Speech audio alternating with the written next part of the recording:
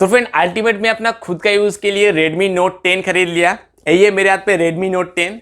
तो फ्रेंड इसका प्राइस का बात करूँ तो ये मुझे 13,999 मतलब ऑलमोस्ट 14,000 में मिला। ये बेसिकली आपको दो वेरिएंट में देखने को मिलेगा। एक आपका 4GB रैम 64GB स्टोरेज जिसका प्राइस आएगा 11,999 ऑलमोस्ट 12,000 एंड एक आएगा 6GB रैम 128GB स्टोरेज जिसका प्राइस आएगा 13,999 ऑलमोस्ट 14,000। तो ये मेरा जो वेरिएंट है 6GB रैम वाला वेरिएंट है।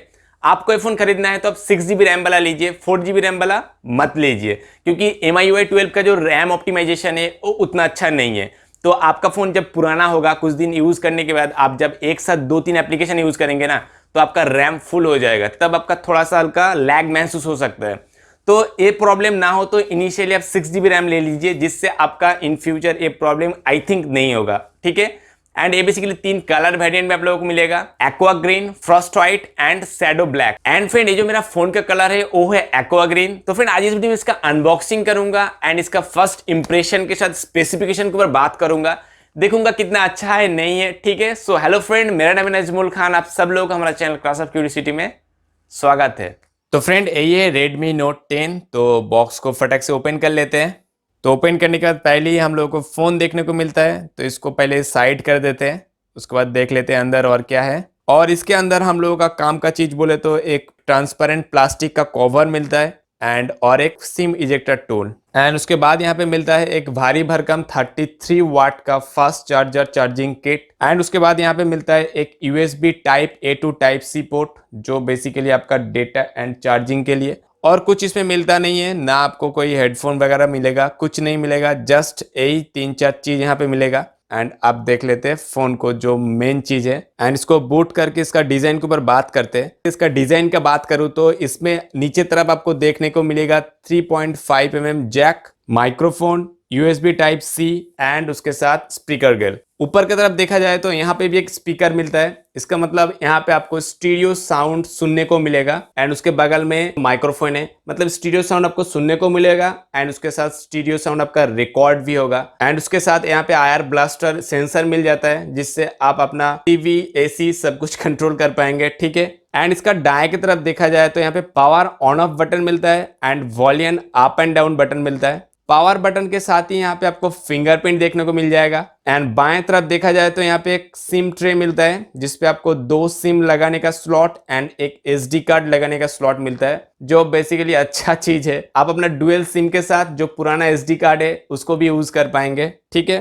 तो फ्रेंड यहाँ पे कैमरा का बात करूँ तो आपको क्वाड कैमरा सेटअप के साथ एक LED फ्लैश मिलता है। क्वाड कैमरा सेटअप का बात करूँ तो यहाँ पे 48 मेगापिक्सल का जो मेन कैमरा है उसके साथ 8 मेगापिक्सल का वाइड एंगल कैमरा है जो 118 डिग्री वाइड एंगल का पिक्चर ले पाएगा। एंड उसके साथ 2 मेगापिक्सल का मैक्रो कैमरा एंड 2 मेगापिक्सल का डेप्थ सेंसिटिव कैमरा। यहाँ पे रेडमी ने सोनी IMX582 सेंसर यूज किया अपना कैमरा में, लेकिन ये जो सेंसर है ये बेसिकली नया सेंसर नहीं है, ये पुराना सेंसर है, लेकिन इस प्राइस रेंज में आपको ये सेंसर मिल जाता है तो नो डाउट अच्छा है। ठीक है। ये कोई खराब नहीं है। एंड यहाँ पे फॉन्ट की तरफ बात करूँ तो यहाँ पे एक 13 मेगापिक्सल का फ्रंट फेसिंग सेल्फी कैमरा मिल जाता है। एंड इसका ओवरऑल डिजाइन का बात करूँ तो ये बढ़िया है, हैंड ग्रिपिंग है।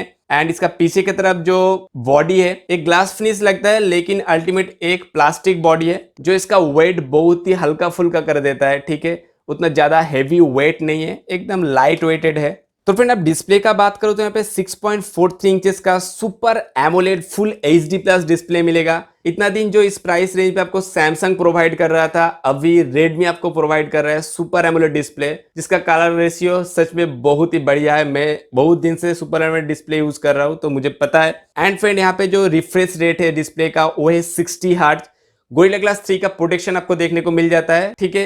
एंड फिर आप इसका प्रोसेसर का बात करो तो यहाँ पे क्वालकॉम स्नैपड्रैगन 678 प्रोसेसर मिलता है जो 11 नैनोमीटर काम करता है एंड जो एड्रीनो 612 GPU के साथ आता है जो 800 मेगाहर्ट्ज क्लॉक स्पीड है। तो डेफिनेटली इसका जो प्रोसेसर सेटअप है वो नो डाउट अच्छा प्रोसेसर है, आपका गेमिंग के लिए बहुत ही बढ़िया होगा। ठीक है। आप गेम खेल पाएंगे अच्छा से, डिस्प्ले भी यहाँ पे अच्छा है, उसके साथ प्रोसेसर भी अच्छा है, तो गेमिंग एक्सपीरियंस डेफिनेटली अच्छा मिलेगा। मैं इसके ऊपर एक अच्छा सा गेम प्ले करके दिखाऊंगा आप लोगों को। एंड फ्रेंड अब इसका बैटरी का बात करूँ तो यहाँ पे 5000 mAh का एक बिग बैटरी मिलता है जो 33 वाट का फास्ट चार्जिंग चार्जिंग के साथ चार्ज होगा। तो इनिशियली ये आधा घंटा में आपका 50% चार्ज हो जाता है, लेकिन पूरा 100% चार्ज होने में आपको 80 से 85 मिनट लगेगा ही लगेगा, ठीक है। डुअल 4G वोल्टी का सपोर्टेड मिलता है। एंड फ्रेंड आप इसका सॉफ्टवेयर का बात करो तो यहाँ पे एंड्रॉइड वर्जन 11 मिलता है और MIUI वर्जन मिलता है 12.0.1 स्टेबल वर्जन, जो इसका अपडेट जल्दी ही आ जाएगा, ठीक है।